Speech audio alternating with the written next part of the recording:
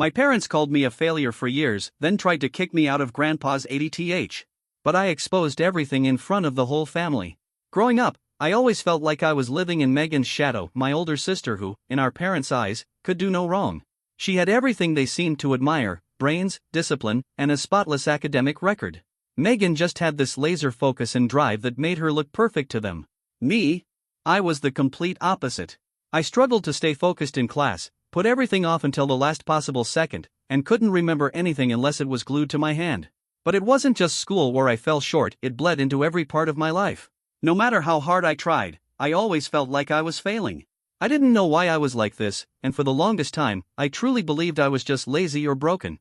It wasn't until I was much older that the pieces finally fell into place. That's when I was diagnosed with ADHD. That moment changed everything. Suddenly, my entire childhood made sense. The daydreaming, the chaos, the procrastination, it all lined up perfectly with the symptoms of ADHD. Once I had that answer and started treatment, meds, therapy, even basic organization tools, life began to feel manageable. I could finally take control in ways I never thought I could. But back when I was a kid, there was no diagnosis, no understanding, and definitely no support. All my parents saw were my failures and flaws. To give some background, both of my parents are highly accomplished professionals. They're respected scholars in their fields, the type of people others go to for answers. Naturally, they expected nothing less than greatness from their children. They wanted Megan and me to walk into any room and instantly be the smartest people there. Megan made that dream a reality for them. I, on the other hand, was the one who disappointed. To them, I was lazy, unfocused, undisciplined, and never quite good enough. They constantly held me up next to Megan, their golden child, and those comparisons only drove a wedge deeper between us. I don't think they realized just how much those words cut. Being told, directly or indirectly, that there's something wrong with you just because you're different? It sticks with you. Megan didn't make things easier, either. We attended the same school, so there was no escaping her. If I missed a deadline or got in trouble, she'd unload on me. She'd rant about how ashamed she was to have a failure for a sibling. And those kinds of insults hit harder when they're coming from someone you're supposed to look up to. At home, she'd run to our parents over the smallest things, like if I hung out with a friend instead of studying, just to make herself look better. I think part of it was jealousy or maybe just bitterness. Megan didn't really have friends. She acted like a know-it-all, always trying to outshine everyone, and it rubbed people the wrong way. She isolated herself and then doubled down by being even more arrogant. But none of that mattered to our parents. They adored her, flaws and all. They never once called her out or asked her to be kinder. If anything, they acted like she walked on water. They bragged about her constantly, to extended family, co-workers, neighbors, anyone who'd listen. Every year they threw these over-the-top birthday parties for her with fancy decorations, big guest lists, and expensive gifts. They'd even say out loud that Megan was the only good thing to come out of their marriage. Can you imagine hearing that? Being told, to your face, that your sibling is the only one they're proud of? Meanwhile, my birthdays were an afterthought. No parties, no excitement. Just the same kind of gift every year: books. Not fun books, either. They were always dry, academic ones. The kind that practically shouted, "You're not working hard enough." When Megan graduated from one of the top universities in the country, our parents were ecstatic. They couldn't shut up about how proud they were. They talked about it non-stop, like she had cured cancer or something. But 2 years later, when it was my turn to graduate, the contrast was jarring. I got into an average university, nothing prestigious, and they acted like I had failed them. The disappointment on my dad's face said it all. He didn't even try to sugarcoat it. He told me point blank that he had no hope left for me. Said he was embarrassed to tell anyone where I was going to school and that he just wanted me gone. It was like being emotionally disowned right there on the spot. And honestly, I don't think I'll ever forget how much that hurt. My parents started calling me the black sheep. They said they regretted having me and that raising me had been a waste of their time and effort. Megan echoed those feelings too. She told me I disgraced the family by settling for a mediocre school and that even if she didn't expect me to reach her level, I should have at least tried harder. Her words stung. No matter what I did, it was never enough for them. That was the moment I decided I was done. If they genuinely believed I was worthless, then fine, I'd disappear from their lives. I wasn't going to keep begging for their love. I made a promise to myself right then. I'd forge my own way, even if it meant doing it completely on my own. College was a fresh start, but it was far from easy. I had to take out student loans and work a part-time job just to get by. Managing work, studies, and ADHD at the same time was overwhelming. There were plenty of nights I wanted to give up. But I didn't. And for the first time in my life, I had people around me who actually believed in me. Friends who encouraged me, saw my strengths, and never made me feel broken. With their support and the right medication, I finally began to build a life that felt worthwhile. Today, I work as an AI solutions architect at a major multinational corporation. I've been with the company for 9 years now. I haven't had any contact with my parents or Megan since I left for college, and I don't plan to. I've worked hard to put distance between me and that chapter of my life because it brought me nothing but pain. I normally skip family gatherings just to avoid running into them. But this time was different. It was my grandfather's 80th birthday. He personally called and asked me to be there. He's one of the very few relatives who's ever treated me with genuine kindness, and I couldn't bring myself to say no. Despite all the red flags and my better judgment, even though I was hesitant, I ended up deciding to go. When I got to the party, I spotted my parents right away. I had expected they'd be there, but actually seeing them after so many years brought up a wave of old feelings I wasn't quite ready for. Still, I reminded myself of the real reason I was there. This wasn't about them. This was about my granddad and his big day. I walked over quietly, gave him a warm hug, and wished him a happy birthday. After that, I kept things light, mingling politely with family I hadn't seen in nearly a decade. Most of them were genuinely happy to see me, and we shared a few laughs and caught up on old times. But then I noticed my parents had spotted me. I caught the look on their faces, shocked, like they couldn't believe I had the nerve to show up. Within moments, my dad was heading my way. His face was hard to read, but I could tell this wasn't going to be a pleasant chat. He asked if we could talk privately, and I nodded, even though I already had a bad feeling. He led me away from the party crowd, steering us toward a quiet corner, away from the noise and curious eyes. From the second we stopped, it was clear they weren't happy I'd come. There were no greetings, no small talk, just cold, clipped words. The first thing out of my dad's mouth was, "What are you doing here?" No warmth, no kindness, just pure frost.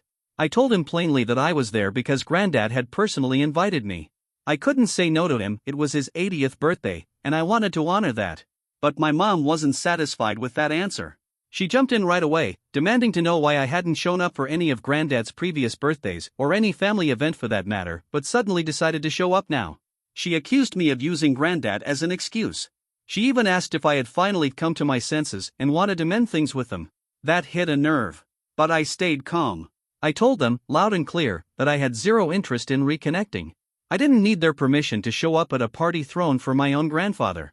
If they had a problem with me being there, they were free to ignore me like they always had. But my mom fired back, saying they couldn't just ignore me, people would start asking questions. She claimed I should have warned them ahead of time so they could have been prepared. She was acting like I'd ambushed them, like I'd crashed the party just to ruin their night. I told her that if anyone asked, they could simply say I was doing well, that I had built a good career and was in a loving relationship. But my dad let out this bitter scoff and said, "You honestly expect us to believe you have a successful career? You didn't even graduate from a decent college." That made my blood boil. Everything I'd built, every late night, every hurdle I'd jumped over, he dismissed it in an instant. I barely had time to respond before he cut me off again and pointed toward the exit. "You should leave," he said coldly. "People can't know you're still a failure." I was speechless. Who were they to tell me to leave a celebration that wasn't even about them? Their obsession with keeping up appearances, with acting like they were better than everyone else, hadn't changed one bit. And it hit me then, they still saw me as that same kid they could control, shame, and shut down. But I wasn't that kid anymore. And if they were so concerned with what the family might think, I figured maybe it was time to let everyone in on the truth. Without saying another word, I turned and walked right back toward the party. My granddad noticed something was off the second he saw me. He came over and asked what had happened, and I didn't hold back. I told him everything, how my parents tried to get me to leave, how they said they were ashamed of me, and how they didn't even want anyone knowing I'd shown up. He was furious. He told me right then and there that they had no right to treat me that way, let alone cause drama on his birthday. He offered to confront them himself, but I told him it wouldn't matter. What needed to happen now was for the truth to come out, not behind closed doors, but out in the open. Granddad agreed. So I grabbed a glass, tapped it gently to get everyone's attention, and the room went quiet. All eyes turned toward me. I took a deep breath, steadied my voice, and started by raising a toast to Granddad. I congratulated him on such an incredible milestone and thanked him for inviting me. I meant every word. Then I paused, looked around, and began to speak from the heart. I told everyone how much it meant to see so many familiar faces again after all these years, and then I explained why they hadn't seen me at any family events in nearly a decade. "I know some of you may have wondered why I'd been gone for so long," I said. "So let me be honest, it's because of my parents." I laid it all out. I told them how my parents had treated me like I was worthless, like I was nothing but a burden to them. I explained how they had constantly compared me to Megan, how they had called me a failure over and over again, and how I had to put myself through college with no help from them, juggling loans and jobs just to survive. The room was dead quiet. Some people looked uncomfortable. Others glanced toward my parents, who looked like they'd been slapped in the face. My mom had gone pale, and my dad looked like he was about to explode. But I wasn't done. I went on to explain how my parents had spent my entire childhood putting Megan on a pedestal while casting me aside. How they dismissed my ADHD as laziness, never once trying to understand what I was going through. How they never supported me, not emotionally, financially, or otherwise. How they made me feel like I'd never be good enough, no matter what I did. I told them I wasn't sharing this to gain sympathy. I didn't expect a warm embrace from my parents now that I was doing well in life. But I never imagined they'd go so far as to berate me for showing up to a birthday party I had been personally invited to by the guest of honor. Their behavior was cruel. Ridiculous. And I wanted everyone to know exactly why I had stayed away all these years. It wasn't bitterness. It wasn't pride. It was self-preservation. I had to step back from the people who hurt me the most so I could try to heal. But even after everything, when I showed up that day for my granddad's birthday, the one person in the family who had always shown me kindness, my parents still tried to push me out. They made it crystal clear that they didn't want to answer questions about me because, in their eyes, I was still a source of shame. That's exactly why I stood up and said what I did. I was done hiding. I was done letting them paint me as the problem. From that moment on, I made a promise to myself I would be present at every family event, whether they liked it or not. They weren't going to control my narrative anymore. As I wrapped up my speech, something incredible happened. My granddad and a few of my cousins actually started clapping for me. They walked over, gave me hugs, and let me know they were proud of me. Meanwhile, my parents just stood there, completely frozen. They didn't say a word. I don't think they were prepared for the truth to come out like that. For so long, they controlled how people saw me. But now, the mask had slipped and everyone could finally see them for who they really were. Not long after, they slipped out of the party, clearly humiliated. And you know what? I stayed. I spent the rest of the afternoon laughing and reconnecting with cousins and relatives I hadn't seen in years. It felt like a weight had lifted. In the days that followed, I started getting messages from different family members. Some reached out just to say they were proud of me, and others apologized for not realizing what I had gone through sooner. A few even admitted they had noticed things over the years but didn't know how to help. Of course, not everyone was on board. A small handful felt I had gone too far, that I should have kept the whole thing private instead of airing it out in front of everyone. They said it was cruel to humiliate my parents publicly. I get it, not everyone likes conflict. But after a lifetime of being silenced, I wasn't going to shrink back into the shadows just to protect their image. Reddit Update 1. Honestly, the outpouring of support has been overwhelming. I've read every message, and I can't tell you how much it's meant to me. Mentally, I'm doing okay. I've had years to toughen up under the weight of my parents' cruelty. The pain they caused didn't just vanish overnight, but that moment at the party? That was the first time I truly stood my ground. It was years of buried emotion finally rising to the surface, and I don't regret it for a second. I needed to speak my truth. For those asking about Megan, no, she wasn't at the party. One of my cousins mentioned she was away on a work trip, which honestly was a relief. If she had been there, I have no doubt she would have jumped right in to defend our parents and probably thrown a few insults my way for good measure. Megan has always been quick to judge and quicker to criticize, especially when it comes to me. So her absence? That was its own little blessing. Some of you have also asked why I never reached out to other family members for help back when I was struggling. The truth is, I was young and incredibly naive. I believed every word my parents and Megan said about me. They called me a failure, mocked the college I got into, and made me feel like I wasn't worth anyone's time. I really thought that if the rest of the family knew, they'd agree with them. The thought of being rejected even more was terrifying. And on top of that, I was proud. I didn't want to beg for help. I told myself I'd figure it out on my own, no matter how hard it got. As for my granddad, he's always been a soft spot in my life. He didn't have the financial means to help me pay for school, but emotionally, he's always had my back. He never judged me for cutting off my parents. He understood exactly why I did it. And when he gave me that moment at his birthday party, that space to speak my truth, I'll always be grateful to him for that. Since the party, I've heard that my parents are facing serious fallout. A lot of relatives were shocked by what they heard. Turns out, most of them had no clue how deep the mistreatment ran. My parents had spent years painting me as the problem child, spreading their version of the story to protect themselves and their image. But now that the truth is out, that illusion is falling apart. And honestly, I hope it's a wake-up call. Maybe, just maybe, they'll take a long, hard look at themselves. But even if they don't, I've said what I needed to say. I've finally closed that chapter. Update 2. Megan finally reached out this week. Word of what happened at the party got back to her, and as soon as she heard, she called me furious. The second I answered, she went off. She yelled, said I had no right to humiliate our parents like that, and accused me of creating drama just to get attention. According to her, I had crossed a line by airing our family's business in front of everyone. She said I was selfish, that our parents had spent years trying to move on and live without me, and I had dragged up the past for no reason. She asked me what I even wanted. An apology, she snapped. An apology because they didn't pay for your college? Because they were disappointed in you? Because they pushed you to be better? Hearing her say those things out loud was like a punch to the gut, but at the same time, it reminded me exactly why I cut ties with them in the first place. I couldn't help but let out a scoff when Megan started in on me. She had always stood firmly by our parents' side, no matter how horribly they treated me. It was like she refused to acknowledge the damage they caused. She brushed everything off as typical family drama, as if that excused it. For her, it was easier to pretend everything was normal than to confront the reality of what I'd lived through. I told her flat out that pushing someone to be better doesn't mean tearing them down every time they fall short. It doesn't mean shaming or mocking them for years on end. What I needed growing up wasn't more pressure. I needed love, patience, and support. I needed parents who actually saw me, who tried to understand me, not ones who treated me like a constant disappointment. Megan argued that if I felt that way, I should have had a private conversation with them instead of airing everything in public. She said our parents had worked hard to build their image over the years, and now all anyone talked about was how cruel they had been to me. According to her, I'd made all their accomplishments meaningless just by exposing the truth. Then she asked me if it was even worth it, implying I had only done it out of bitterness. She even had the nerve to suggest that maybe I hadn't actually achieved anything in life, and that's why I was lashing out now. I laughed. Not because it was funny, but because I couldn't believe how delusional she sounded. I calmly told her that regardless of everything they had put me through, she included, I had built a real, successful career.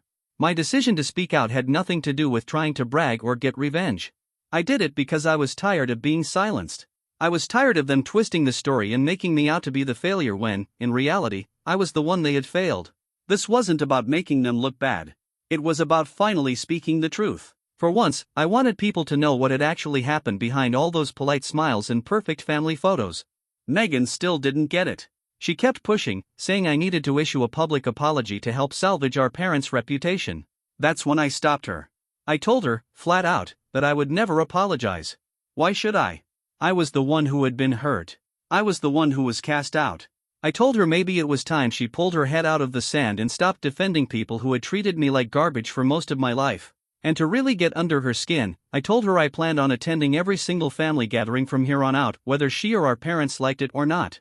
If they dared to confront me again, I'd expose them all over again. Why should I let their toxic behavior control who I see or who I spend time with? I had just as much right to be with the rest of the family as anyone else. But Megan couldn't let it go. She claimed I was only doing this to make our parents' lives miserable. She demanded that I go back to cutting contact with everyone, like I had all those years. I sighed, exhausted by how blind she was. Clearly, we were never going to agree. So I told her to stay in her lane, to worry about her own life, and to stop interfering in mine. Then I hung up and blocked her number. I didn't know her anything, not an explanation, and certainly not an apology. Update 3. It's been about 4 months since that day at the party, and a lot has happened since then. First off, I've made a real effort to be more present with my family. Whether it's a birthday party, anniversary, or just a casual get-together, I show up now. I make it a point to be part of things, to reconnect, to rebuild what I can. I've also been spending more time with my granddad. I visit him regularly and make sure he knows he's appreciated. We talk, we laugh, sometimes we just sit together in silence, and those moments mean a lot to me. Beyond that, I've been hanging out with my cousins more. Whether it's grabbing food, catching a movie, or just sitting around talking, I make it a priority to be there. It feels good to rebuild those relationships. It feels good to have people in my life who don't see me as broken. And then, something unexpected happened. My mom reached out. Since both of my parents are still blocked on my phone, she sent me an email. In it, she apologized. For the first time ever, she admitted that she and my dad had treated me unfairly. She told me she'd been going to therapy and doing a lot of soul-searching. She said they had favored Megan, and that part of it came from how they were both raised in harsh, academically obsessed households. She confessed that they expected me and Megan to hit those same impossible benchmarks, and in doing so, they completely failed to see what I really needed. She wrote that hearing me speak at Granddad's party, especially when I mentioned my ADHD, was a wake-up call. Afterward, she did her own research and realized I wasn't just being lazy or rebellious, I had been struggling with something they never even tried to understand. She said she feels deeply guilty for not seeing the signs earlier and for not being the kind of parent I needed. In the email, she also mentioned she'd been quietly following my career through LinkedIn. She said she was proud of what I'd accomplished. Toward the end of her message, she brought up my dad too. She said he's aware of everything I've done, but that he's a very proud man, and it may take him longer to come around. Reading her words left me stunned. If only she had said these things to me when I was growing up, if only she had shown this level of compassion back then, my life might have looked completely different. Still, even with that apology, I haven't unblocked her or my dad. I'm just not there yet. I'm not ready to forgive them. Maybe one day I will. But for now, I'm focusing on building a life where I don't feel like I have to earn love by proving my worth. I've already spent too much of my life trying to be someone they could be proud of. Now, I'm just trying to be someone I can be proud of.